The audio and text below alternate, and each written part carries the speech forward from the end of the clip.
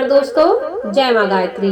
आप सभी का मेरे YouTube चैनल शुभकर्मा ही अष्टों में स्वागत है। अपने परम पूजनीय गुरुदेव प्रज्ञा अवतार श्री रामाचार्य शर्मा जी तथा वंदनीय माता जी के चरणों में वंदन करते हुए आज मैं आप सभी को माघ कृष्ण गणेश चतुर्थी व्रत कथा सुना रही हूँ। माघ कृष्ण गणेश चतुर्थी को कहीं कहीं माहो के गणेश के नाम से जाना जाता है और कहीं संकट गणेश चतुर्थी के नाम से यह व्रत प्रचलित है और कहीं सकट गणेश चतुर्थी नाम से यह व्रत प्रचलित है। माघ कृष्ण गणेश चतुर्थी व्रत कथा।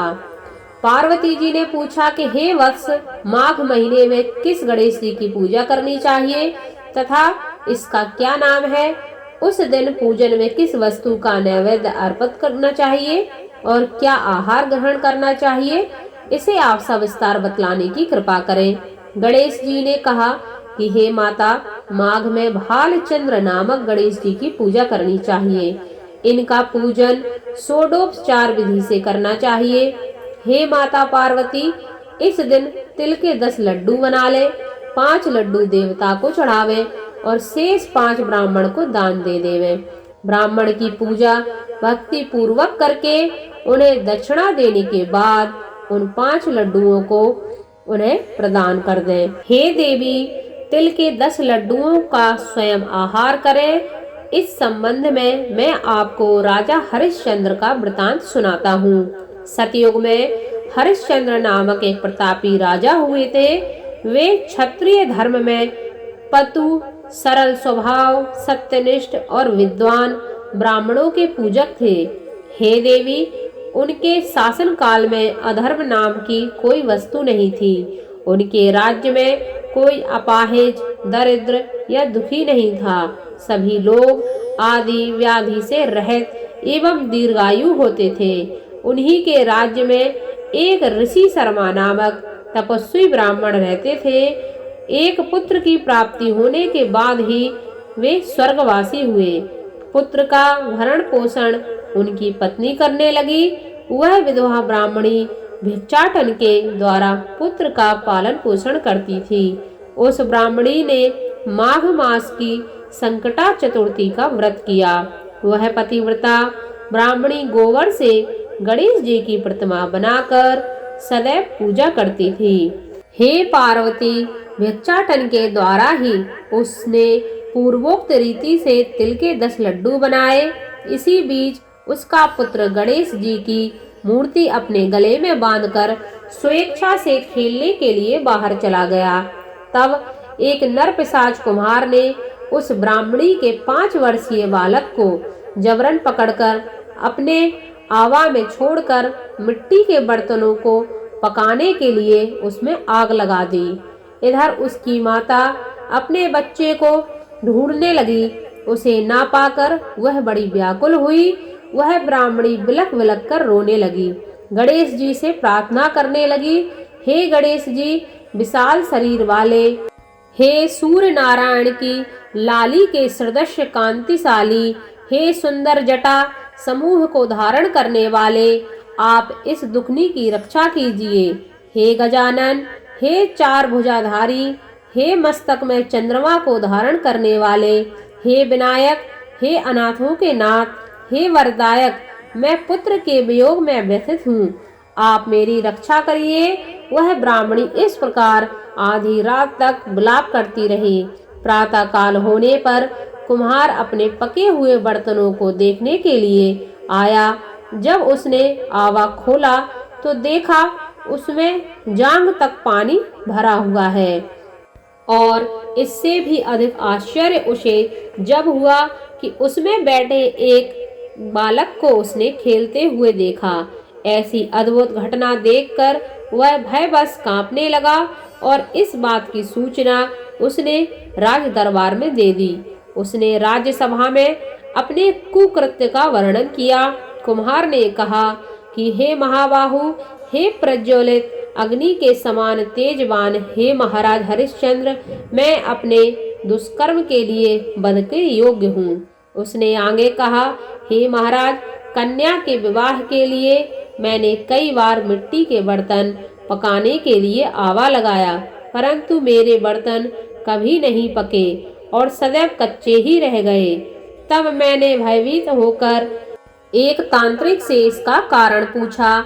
उसने कहा कि चुपचाप किसी लड़के की तुम बलि चढ़ा दो, तुम्हारा आवा पक जाएगा। मैंने सोचा कि मैं किसके बालक की बलि दूं?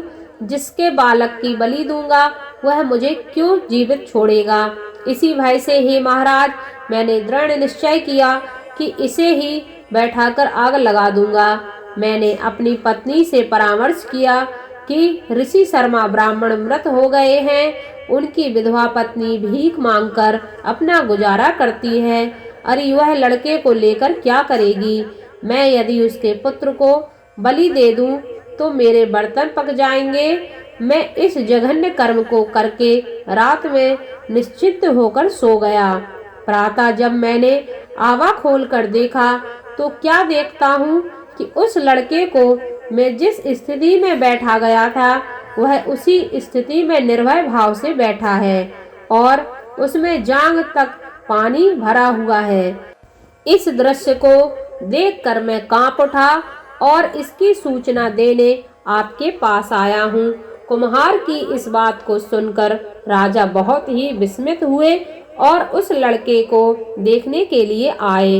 बालक को प्रसन्नता पूर्वक खेलते देखकर मंत्री से राजा ने कहा कि यह क्या बात है, यह किसका लड़का है?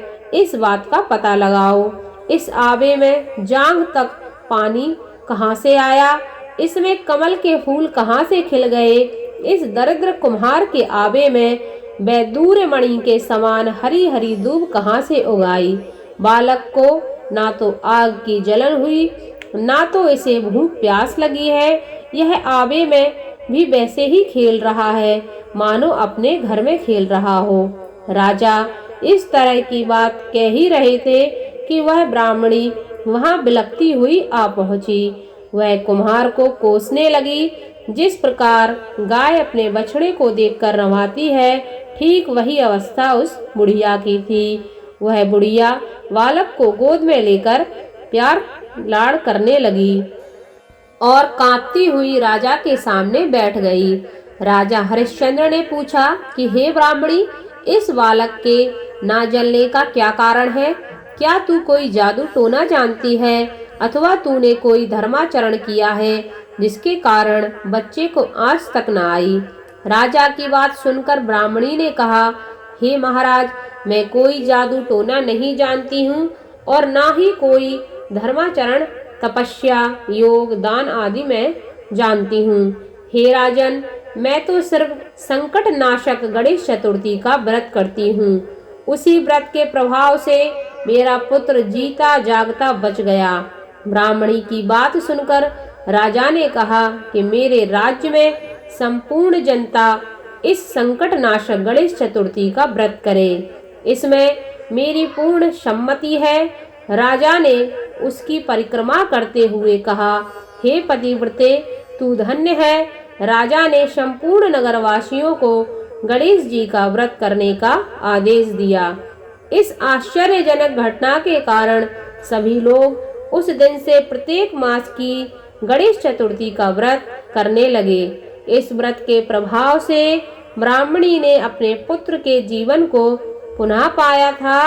इतना कहने के बाद श्री कृष्ण ने कहा कि हे दुष्टर, आप भी सर्वोत्तम व्रत को कीजिए। इस व्रत के प्रभाव से आपकी सभी कामनाएं पूर्ण होंगी।